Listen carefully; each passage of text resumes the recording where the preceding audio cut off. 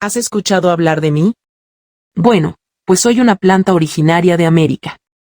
Tengo la excelente capacidad para adaptarme a cualquier tipo de clima, incluso aquel que puede ser más frío, pero mi ambiente ideal es dentro de un espacio cálido donde haya altas temperaturas. Tengo muchas ventajas, voy a contarte algunas de ellas. Resisto mucho tiempo sin tomar agua. Aparento ser rudo, pero en realidad necesito cariño. Disfruto pasar horas al sol. Me gusta estar solo. Lleno de vida a mi alrededor.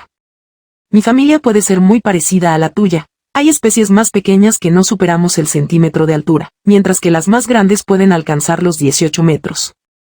Algunas tenemos espinas, otras no. Algunas tenemos que estar afuera de casa y otras adentro. También las hay con o sin flores. Así como tú, requiero de algunos cuidados. ¿Quieres saber cómo cuáles? Riego. En invierno no necesito tanta agua, bastará con que me riegues una vez al mes y durante el verano, un día por semana o cuando veas que mi tierra está seca. También, toma en cuenta no inundarme y que mi maceta sea apta, ya que el exceso de humedad me pudre y podría morir. Luz. Necesito mucha luz del sol, pero no debes dejarme directamente, pues sus rayos pueden dañarme y marchitarme. Temperatura. Soporto temperaturas muy elevadas y muy bajas, ya que provengo del desierto donde por la noche se alcanzan temperaturas bajo cero, pero la combinación del frío y el exceso de agua puede ser letal para nosotros. La mayoría de mi familia en México se encuentra en el sur del desierto chihuahuense y en el estado de San Luis Potosí. Te impresionaría la cantidad de primos que somos, pues hay 141 especies. A las cactáceas nos consideran de los grupos de plantas más amenazado del país, por lo tanto, es importante que tomes las medidas necesarias para que nos sigamos conservando. Sé mi amigo y vive la experiencia de convivir conmigo. ¿A qué le tienes miedo? Del libro Múltiples lenguajes de tercer grado. Por Aprende Fácil. ¿Le temes a los fantasmas, a algunos animales, a los dentistas, a los truenos, a la llorona o a las inyecciones? Sentir miedo no es malo. No tienes que fingir ser valiente. Sabemos que todos nos hemos asustado alguna vez. Es algo natural. Tememos a caernos porque sabemos que nos dolerá el golpe. Tememos a la oscuridad porque no vemos lo que en ella se esconde y, a veces, hasta tememos equivocarnos y que los demás se rían de nosotros. Pero recuerda, decir que tenemos miedo no es malo, es peor no decirlo porque eso nos puede llevar a situaciones que tal vez resulten muy mal. Hay varios tipos de miedo como los que no tienen razón de ser, los que nos advierten de peligros y también los temores a no poder superar algunas pruebas. Temores sin razón. Hay quienes temen a los vampiros, otros a los monstruos y algunos más a las apariciones del más allá. Otros, tenemos miedo a los médicos y sus agujas, a los payasos y sus caras pintadas o sentimos temor de personas que nos parecen amenazantes como desconocidos malcarados o gente que creemos que puede hacernos daño. A veces, eso nos asusta porque imaginamos que las cosas o las personas son aterradoras cuando en realidad, no lo son. Lo mejor es contar esos temores a la gente en quien confiamos, sean nuestros familiares o amigos, para que nos ayuden a sentirnos seguros. Miedos que nos advierten. El miedo no solo despierta con las fantasías, el cine o las leyendas, también existe afuera de los cuentos y las películas de terror. Es más cercano a nosotros de lo que nos imaginamos. Pero, ¿sabes? A veces funciona como señal de advertencia de peligros reales. Si algo nos atemoriza, primero tenemos que identificar qué nos asusta de ello. Después, si se trata de algo que podemos evitar, debemos hacerlo, sobre todo cuando existe algún riesgo para nosotros o quienes se encuentran a nuestro alrededor. Temores a vencer. Si es un miedo que debemos enfrentar, como subirnos a la bicicleta o aprender a nadar, no está mal buscar ayuda para superar estos obstáculos, pues al final, nos hará sentir mejor porque vencimos un reto. Como ves, tener miedo no es ser miedoso, es ser normal. ¿A ti, qué te asusta? Los exámenes, un consultorio médico, no ver más a alguien que quieres mucho, una película de terror o alguna otra cosa.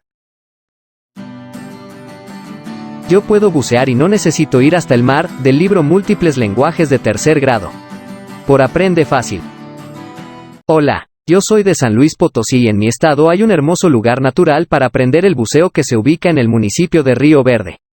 Así es, hablo de la Laguna de la Media Luna. Este lugar es conocido por el color de sus aguas termales que van desde el azul al verde en forma de media luna. Sus alrededores también son importantes, ya que tienen árboles como sauces y carrizos que ayudan a mantener en pie el refugio de especies de aves migratorias. En tu recorrido buceando, puedes experimentar con la fauna que habita ahí, la encontrarás si tienes prudencia y paciencia. entonces verás sapos, ranas, lagartijas, tortugas de tierra y agua. La extensión no es muy grande, pero el ganso puede llegar a la laguna, así como los patos. Puede sorprenderte, ya que en el interior de estas aguas viven algunos peces, así como plantas que tienen mucho tiempo de existencia, llamadas nenúfares o ninfas. Una de las cosas más extraordinarias es que también podrás ver restos de 2 esqueletos de mamut. Se conservan perfectamente, gracias al tipo de agua cristalina y su temperatura. ¿Te convencí de nadar en esta laguna? Entonces ven, conoce y practica el buceo. Te encantará. Hacemos papel reciclado en casa, del libro Múltiples lenguajes de tercer grado. Por Aprende Fácil. Los usos de papel en nuestros hogares son diversos. Por ello, si reutilizamos este material, contribuiremos a la sostenibilidad de nuestro planeta. Descubre los sencillos pasos a seguir a la hora de reciclar papel. Materiales necesarios: periódicos, cartones, revistas, papel higiénico, cartulinas, etc. El único que no podemos utilizar es el papel que esté plastificado. Podemos incorporar hojas, flores secas, etc. Tijeras. Un recipiente grande. Un escurridor. Una esponja. Una rejilla con malla. Unas telas viejas donde pondremos finalmente nuestro papel. 1. Cortar en trozos pequeños el papel usado. Después echamos los trocitos en un recipiente al que añadiremos agua caliente, aproximadamente el doble de cantidad que el papel. Dejamos reposar unas 3 horas para que el papel se empape y los restos de tinta se diluyan. 2. Mezclamos bien y trituramos para conseguir una masa. Volvemos a dejarlo reposar unas horas. 3. Escurrimos la masa y enjuagamos con abundante agua fría para después volverla a escurrir bien. 4. Extendemos la masa con la ayuda de una cuchara sobre la rejilla con malla. Aquí es donde fijaremos el tamaño que queremos para nuestro nuevo papel reciclado. La esponja nos servirá para secar el exceso de agua. 5. Volcamos la hoja nueva sobre una tela húmeda, sin quitar aún la malla, y volvemos a pasar la esponja. Retiramos la malla y cubrimos con otra tela para que el papel reciclado se seque. Es buena idea poner algo de peso encima para evitar que la hoja se ondule y obtener un papel más fino. El papel que obtendremos no será blanco, pero sí mucho más natural y con una estética artesanal. Con él, podemos crear libretas o cuadernos originales. Otra opción es decorar el papel reciclado con pétalos de flores para darle un toque más personal. El Ki de Samná, de Omar Nieto, del libro Múltiples lenguajes de tercer grado. Por Aprende Fácil. Yolanda vio a Samná en el mercado de artesanías de Mérida. Sabía que los papás de su compañero de la escuela primaria, Puertos y Sal, eran artesanos y se dedicaban a la venta de tapetes, bolsas, zapatos, hamacas y sombreros de fibra de enequén, así que le pareció muy agradable verlos sin uniforme. Eran vacaciones y los dos empezaron a platicar en medio del calor y el ambiente festivo de la época de turismo. El papá de Yolanda pidió permiso al de Samná para llevarlos a la nevería que estaba pasando la calle. Entonces, Yolanda dijo: ¿de qué están hechas las bolsas y zapatos tan bonitos que hace tu familia? Se parecen a las cuerdas que usa mi familia en el rancho donde vivo. Son del mismo material, respondió Samná, mientras saboreaba una nieve de lima. Fibra de enequén. Antes nos dedicábamos solo a hacer sogas y costales, pero como a mi abuelito le gustaba tejer sombreros, mis tíos y tías aprendieron a hacer más cosas. Yo no entiendo bien cómo producen el sisal, si la planta es como un maguey o agave, totalmente verde. ¿Cómo es que la secan y termina en un sombrero? En la nevería, Yolanda había escogido una paleta de zapote negro que se veía rara, pero sabía deliciosa. Al escuchar la conversación, el papá de Yolanda intervino. Disculpen, niños, los estaba escuchando. Déjenme contarles que muchas familias de Yucatán trabajan el enequén, el ki, como se dice en maya. Es originario de aquí y los yucatecos fuimos los primeros productores del mundo, aunque ahora China o Brasil también lo venden. Como bien sabrá Samná, una vez cortadas sus hojas, se aplastan, se les extrae la pulpa y se secan, justo para crear el sisal, es decir, los hilos con los que se fabrican los mecates, las sogas o los sacos. Como son tan fuertes, durante siglos se emplearon en los barcos.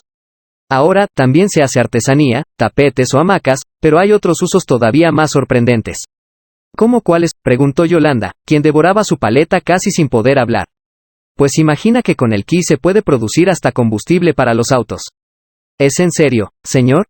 ¿Pero cómo es eso? dijo Samná, quien bien sabía la historia del dios Samná, por quien le habían puesto su nombre. Según la leyenda, dicho dios fue herido por una espina de Enequén. Enojados, sus súbditos arrancaron la planta y la azotaron. El dios notó que sus fibras eran muy resistentes, por lo que consideró que de ella, el pueblo maya podía obtener buena parte de su sustento. Asombrado con el nuevo uso del ki, el pequeño Samná agregó: no me imagino cómo las artesanías de mis papás pudieran convertirse en gasolina para coches, a menos que las quemaran. El papá de Yolanda rió. No harían combustible de ese modo, Samná.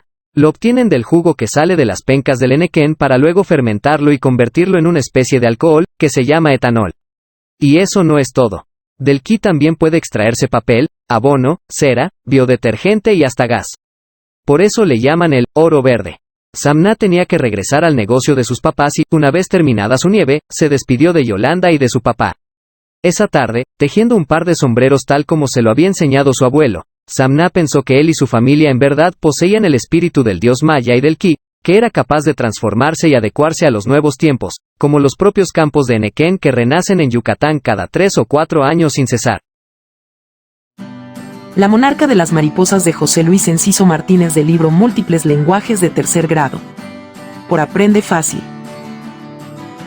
Me llamo Sabina, pero todos me dicen Sepie. Mi abuelo José me puso ese apodo y a mí me gusta mucho porque significa hija del sol en Mazahua. Mi abuelo me nombró así porque los mazahuas le decimos de esa forma a las mariposas monarca. Pueden verse muchas de ellas, entre octubre y noviembre, en los bosques de Michoacán y del Estado de México donde yo vivo. Como nací el 1 de noviembre hace 11 años, mi abuelo dijo que yo había llegado con ellas. Por eso, para él, yo era una sepie. Él me contaba que las mariposas monarca viajan desde Canadá y Estados Unidos hasta México para escapar del invierno. Se quedan en nuestro país durante los meses más fríos del año y cuando es primavera vuelven al lugar del que vinieron. Algunos abuelitos mazahuas les dicen mariposas cosechadoras porque llegan en los meses de las cosechas de maíz. Otros, entre ellos el abuelo José, creían que las sepie guían las almas de los difuntos para que nos visiten el Día de Muertos. Mientras están aquí, esas mariposas llenan de color y alegría los bosques. Volan por todos lados y cuando se paran en los árboles, parecen flores. Un día le pregunté al abuelo José por qué creía que las sepie guiaban hasta nosotros a las almas de nuestros difuntos familiares cuando vienen a visitarnos. Él me respondió con una pregunta: ¿cómo dibujarías a una de ellas con palabras? Yo le respondí que se me hacía más fácil dibujarla con colores. ¿Y qué colores utilizarías?, volvió a preguntar. Contesté que naranja, amarillo, blanco y también negro para las rayitas y las manchitas. ¿Y cómo distinguirías a tu mariposa de un tigre o de una jirafa, que también tienen los mismos colores y rayitas y manchitas?, me dijo y sonrió. Pues por las alas, abuelito. Además, las rayas y las manchas de las mariposas son muy diferentes, le contesté. También le dije que las rayas de los tigres parecían lumbre y las manchas de la jirafa parecían piedras de una pared. El abuelo me pidió, entonces, que le dijera a qué se parecían las figuras que formaban las rayas en las alas de una sepie. La verdad, no supe qué responder. Entonces, fuimos al bosque en busca de una mariposa para mirarla bien. Encontramos muchísimas volando en el aire, paraditas en los oyameles y refrescándose en la tierra mojada por un riachuelo. Vimos a una sobre la flor de un cardo, con las alas extendidas. El abuelo me pidió que la viera con mucha atención. Después de un rato, le dije: abuelo José, creo que ya entendí. ¿Qué entendiste?, quiso saber. Le dije que las rayas en las alas de las mariposas monarca, cuando están extendidas como si fueran un libro abierto, forman como una máscara o un rostro. ¿Estás segura?, me preguntó. Sí, abuelito. Muy cerca del cuerpo tienen dos figuras, que parecen a las más pequeñas, pero también pueden ser dos ojos grandes. El cuerpo se ve igual a una larga nariz y cada una de las alitas pequeñas parece una quijada. Es como una cara o una máscara, te digo. Oh, una calavera, le respondí, ya más segura de mi descubrimiento. Cuando oyó eso, el abuelo sonrió. Notó que yo estaba sorprendida y que había comprendido por qué se cree que las sepie guían a los muertos que vuelven del más allá a pasar un tiempo con nosotros. Es una linda creencia que tenemos en mi pueblo Mazahua. Eso nos hace respetar más a las mariposas.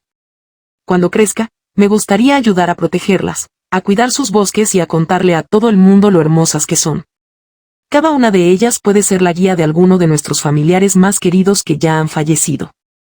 En eso pienso, desde hace 2 años, mientras espero la llegada de las mariposas monarca porque sé que, junto a cada una de ellas, puede estar el alma del abuelo José cuando viene a verme. El más grande de todos los animales del libro Múltiples lenguajes de tercer grado. Por Aprende Fácil. De los animales que existen en la Tierra, el más grande de todos es la ballena azul. Mucho más que cualquier dinosaurio. Estas ballenas se ven totalmente azules cuando están bajo el agua, pero su lomo es azul grisáceo con manchas claras y su vientre, un poco más grisáceo y sin manchas. Viven dispersas por casi todos los océanos del planeta. Sin embargo, nadan hacia aguas frías en verano y a cálidas en invierno. Podríamos pensar que las ballenas son peces porque viven en el mar, pero en realidad son mamíferos. Una cría de ballena azul mide casi 8 metros y puede pesar 3.000 kilos. Al nacer, las ballenas tienen vello que a veces conservan cuando son adultas. Las ballenas azules pueden sumergirse hasta por 1 hora y después salen a la superficie a respirar, pero nunca por la boca, sino por los 2 orificios que tienen en su cabeza. Cuando exhalan, el aire o vapor de agua que expulsan llega a alcanzar 9 metros de altura. Algunas especies de ballenas, como la azul, no tienen dientes, sino barbas como de 3 metros de largo y se alimentan principalmente de krill, animales pequeñitos muy parecidos a los camarones. Para alimentarse, abren la boca grande y dejan entrar agua con mucho krill, luego la cierran, sacan el agua a través de sus barbas y se comen todo el krill que queda adentro. Pueden ingerir 4.000 kilos de krill en un día. Nadan solas, en pareja o en grupos de 6 o 7. Cuando hay mucho krill para comer, hacen grupos de hasta 50 o 60. La ballena está en peligro de extinción. Aunque seamos tan pequeños en comparación con ella, podemos ayudarla a sobrevivir si limpiamos su casa, el mar, y dejamos de llenarla de basura y contaminación. Cuidémosla. Aparte de ser los animales más grandes, las ballenas azules son reconocidas por sus intensos ruidos. Emiten potentes cantos conocidos como vocalizaciones. 2 leyendas de la Gran Muralla China del libro Múltiples lenguajes de tercer grado. Por Aprende Fácil. La Gran Muralla China existe desde hace más de 2000 años y, a lo largo del tiempo, se han transmitido leyendas sobre emperadores, soldados y pobladores ligados a su construcción. La leyenda de Meng Qiannu. Se cuenta que un muchacho llamado Fan Xiliang, esposo de Meng Qiannu, a pocos días de haberse casado fue arrestado por soldados y enviado a la fuerza, como muchos otros jóvenes, para construir la muralla por órdenes del emperador. Después de varios meses de extrañar a Fan Xiliang, Meng Qiannu lo buscó desesperadamente, pero cuando llegó al lugar donde trabajaba en la Gran Muralla, le dijeron que el joven murió de cansancio por el arduo trabajo y que había sido enterrado en los cimientos. Meng Qiannu lloró amargamente por días y noches y su llanto conmovió tanto a la Gran Muralla que ésta se derrumbó de algunas partes, donde la muchacha pudo encontrar los restos de su esposo.